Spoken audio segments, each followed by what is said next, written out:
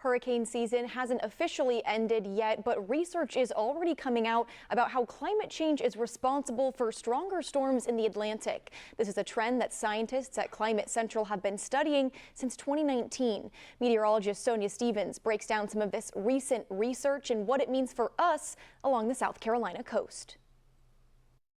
Debbie and Helene, storms that cause damage here in the Low Country. Just 2 of the 11 hurricanes in the 2024 season. Another big name this season was Milton, the strongest hurricane this year. It passed well south of us, but brought catastrophic damage to Florida just weeks after Helene. It was a Category 3 at landfall, but just before was a powerful Cat 5. We had 2 Category 5 storms this year, and our analysis shows that because of human-caused climate change, if we hadn't had that climate change influence, both Beryl and Milton would actually have been a Category 4 instead.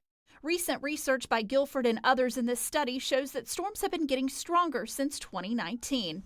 In fact, their data shows that on average, recent hurricane wind speeds at their peak before landfall were approximately 18 miles per hour faster because of climate change. That's roughly 1 category higher on the Saffir-Simpson scale.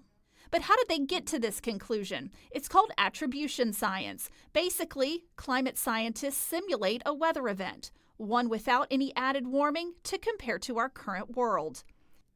It's fairly new, but those at Climate Central have been studying this the past few years. What that is really just trying to put a number on the extent to which human-caused climate change has influenced the temperatures we're experiencing around the world. More than 90% of this extra heat is absorbed by the oceans, which then helps fuel these stronger hurricanes.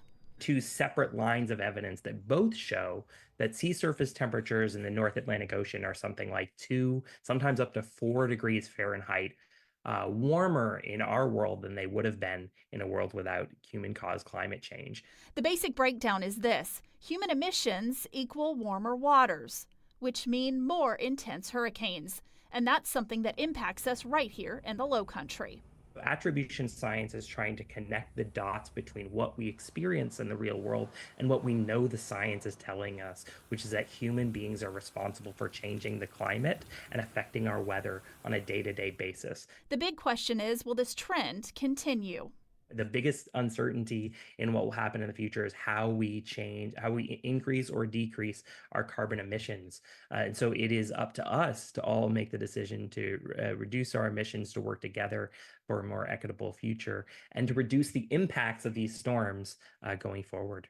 Out of the past 10 hurricane seasons, only one hasn't been above average. That was 2022. This year was, of course, above average with 18 named storms, 11 hurricanes, 5 of those major, which is a Category 3, 4, or 5. Sonia Stevens, News 4.